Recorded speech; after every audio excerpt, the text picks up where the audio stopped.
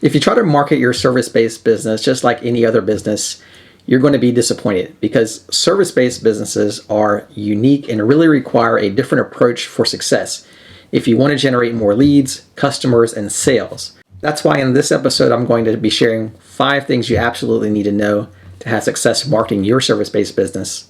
Let's get started. Hey there, I'm Wayne with Leads Nearby, and this is Contractor Cast, where we help you grow your service-based business and generate more leads, customers, and sales by marketing way better. So if you're interested in learning the latest marketing strategies, tools, tips, tricks, and tactics, well, you may want to consider subscribing and hitting that notification bell so you never miss a future episode. Okay, so marketing a service-based business provides all sorts of different unique approaches and different challenges that marketing product-based businesses simply don't have. Specifically, the fact that you're oftentimes selling something intangible, something that customers can't always see or feel. So we really have to get creative with our marketing in order to paint a clear and compelling picture as to why people should do business with you. Plus, there's also a ton of tripwire or minefields or these different areas of disaster that so many service businesses fall into when it comes to their marketing, specifically the fact that it's an intangible thing, so they often grasp and or sort of grapple for that right term, and they end up using these generic and bland boring statements like, we provide better service, or we have higher quality, or we do things faster, which don't differentiate you at all, but they also make you sound exactly the same as every single one of your competitors. So let's fix that now, as well as the other issues. And I'm going to give you 5 of my absolute best service-based marketing strategies so you can apply them in your business and get way better results with way less headache. All right, it all starts with tip number 1, which is to sell the end result. This is probably the single most important tip of this entire video. Actually, it may be the second most important tip. I saved the best one for last, so make sure you stick with me to the end. You see, when it comes to service-based marketing, it's literally all about the end result that you provide. That's essentially the entire thing that you should be trying to sell and communicate through all your marketing and advertising material. Basically, your business marketing should always talk about the benefits of what your service provides, how it's going to help your customer, and all the ways that their life is going to be better for having done business with you. Basically, all the ways that their life would be terrible if they don't do business with you. You see, one of the most important things you can do here is really clearly define the 2 different states that your clients are in right now. Their present and active state, which is pain and problems and all the stuff they're trying to get away from, and the state that they aspire to get to, which is their dreams and their wants and all of that. I'll cover more of that in just a second, but essentially they want to get away from pain. They want to get to pleasure, and your business serves as the bridge that helps them cross that gap. All right, so more on the pain and pleasure stuff. Basically, I call this miracles and miseries. Miracles are all your customers' wants and their dreams and their goals and their aspirations. Basically, all the good stuff that their life could be like after they do business with you. And then their miseries are all their pains and their frustrations and their fears and their nightmares and all the awful, chaotic, miserable stuff that has to do with their everyday lives. I know this sounds pretty negative, but basically when it comes to marketing, what we're trying to do here is rather than just beat them down about all the bad stuff going on, you do want to offer them a solution, and the solution is your business, which if you're any good at what you do, and I presume you are, well, then you owe it to them to, offer them the solution and help them get away from the pain and into the pleasure. All right, the next thing that you really want to do as a service-based business is to definitely use stories in all of your marketing. Again, because you don't always have a tangible thing that they can see and hold, you really have to use stories which help you to build these models and build these images in their minds. Again, as I already said, it's not enough to just say stuff like we're better or we're faster or we have better service or higher quality or whatever, because these are just claims and they are basically based on nothing, so we need to back it up. And a great way to do that is with stories. If you've never used stories in your business before, let me give you a couple examples here. Essentially what you want to do is sort of comb through your carefully selected, curated list of your business successes and case studies and how you've helped customers in the past, and you're going to draw from this and use it as inspiration when you're creating marketing content. For starters, don't be afraid to share your personal philosophy, what you think about business or the industry or market or basically what you do. For example, my personal philosophy is that strategy should always, form the foundation of every single marketing campaign. And I'm really quick to point out that I disagree with a lot of the tactics and sort of flashy and shiny object stuff that's going on in my industry.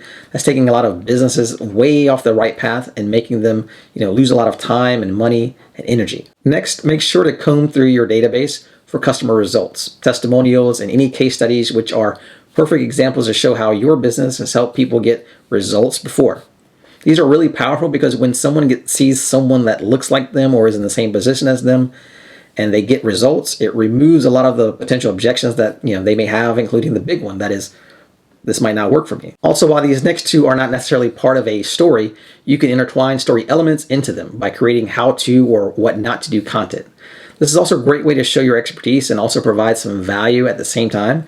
And of course, when you're telling your origin story or your personal story or what your business does and how it got started, this part is important, but remember, it's not about you, it's about them, the customer, and the customer that you're trying to serve. This part might sting a little bit, but your customers actually don't really care about you. They only really care about them and how they can use you in order to get results. I know that sounds horribly cynical, but the reality is they are really acting in their best interest, as they should be.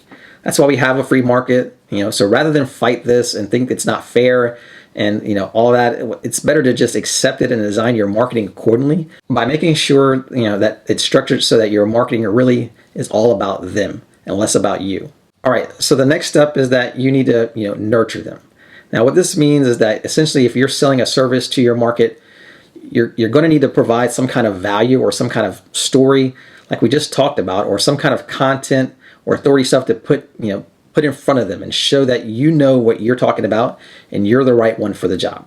If you're selling a really low price service, then less of this is going to apply. But if you're selling something in the thousands or tens of thousands, then you're going to need a whole lot of nurturing to make sure that you're really clearly communicating that you are the best one for the job. One of the biggest and most fatal mistakes I see, especially with service-based businesses who are brand new to advertising, is that they try to go out there and they create ads that go directly for the sale.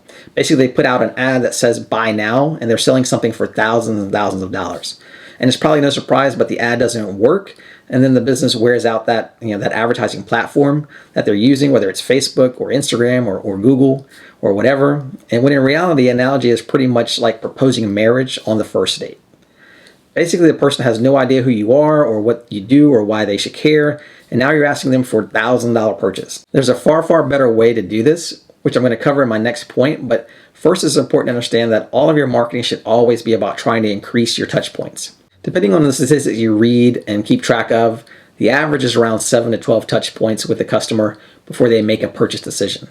Basically, this means you've got to show up in front of your customer with value between 7 to 12 times before they're going to be willing to buy from you.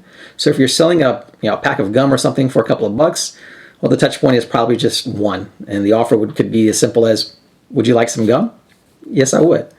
But if you're selling a multi-$1,000 HVAC system or something like that, you can't just say, would you like a multi-$1,000 HVAC system? No, I would not. And of course they wouldn't. They have no idea what you do or why you're special or why you're different or what kind of value you can provide. And this is why you need that nurture sequence. And the way that you build out a nurture sequence is to unleash the funnel. Basically, a marketing funnel is simply a process to walk them through the customer journey from being what's known as cold traffic, someone who has no idea who you are, what you do, why they should care, and basically walk them through to becoming warm, where they know you, they're starting to understand a little more, and then ultimately all the way to hot, where they actually buy from you and become a paying customer. Now, one of the most effective funnels out there is essentially a social selling system. It's a very simple framework that essentially takes them from an ad to an opt-in page where they can enter their name and their email in exchange for some kind of content, then to a thank you page where we deliver the next step or essentially make our next offer, and then some kind of nurturing sequence on the back end.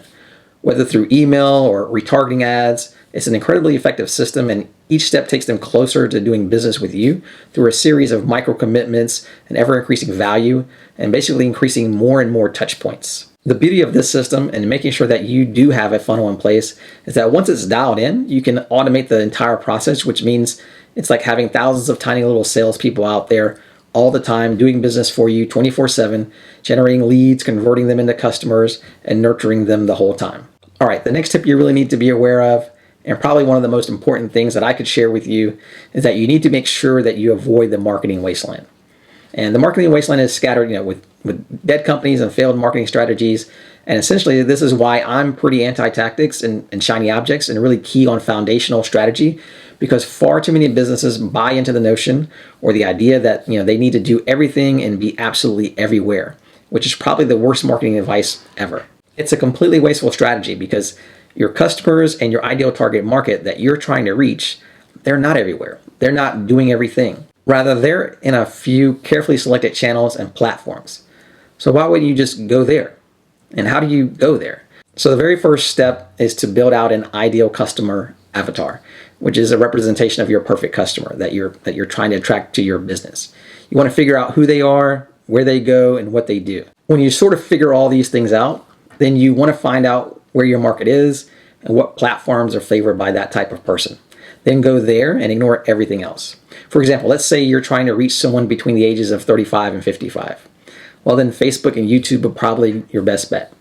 If you're trying to reach women between the ages of 18 and 35, then you're probably going to want to double down on Instagram and possibly Pinterest, depending on your business. If you're trying to reach corporate professionals in the B2B or business-to-business space, well, then it pretty much doesn't matter what age they are. LinkedIn should be at the forefront of your strategy, with maybe a supplementary or accessory channel backing it up, probably Facebook.